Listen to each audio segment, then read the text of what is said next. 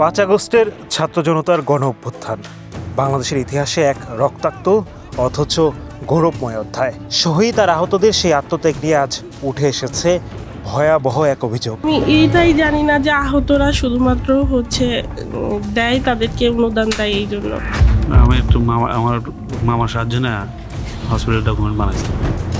অভিযোগটা শুধু প্রতারণার না, একেবারে শহীদের রক্ত নিয়ে ব্যবসা করার মতোই গুরুতর।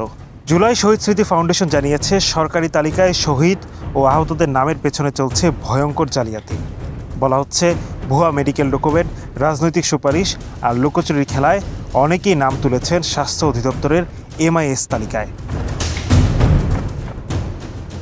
ফাউন্ডেশন বলছে, এটা শুধু একজন শহীদের সঙ্গে না, গোটা জাতীয় আন্দোলনের সঙ্গে বিশ্বাসঘাতকতা। চাটখিলের ইমতিয়াজ হোসেন একজন কুরিয়ার কর্মী, আন্দোলনের সঙ্গে কোনো সম্পৃক্ততা নেই। 5 আগস্ট সরকারপতনের পর থানা লুট করতে গিয়ে নিজের পায়েই গুলি করে মারা যান। গেজেটে তার নাম শহীদ। অন্যদিকে পুরান ঢাকার আলামিন জমি সংক্রান্ত বিরোধে খুন হন। থানায় তার বাবার করা হত্যা মামলাও রয়েছে, কিন্তু গেজেটে তার নামও শহীদ।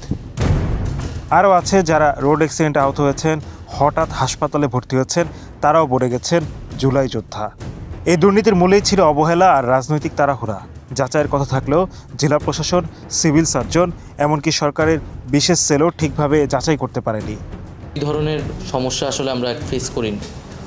এই তালিকার ক্ষেত্রে একটু সময় লাগছে, কিন্তু আমরা পুরোপুরি স্বচ্ছতার সাথে এটা করতে চাচ্ছি, যাতে পরবর্তীতে কখনো এই তালিকা নিয়ে আর কখনো প্রশ্ন তৈরি না হয়।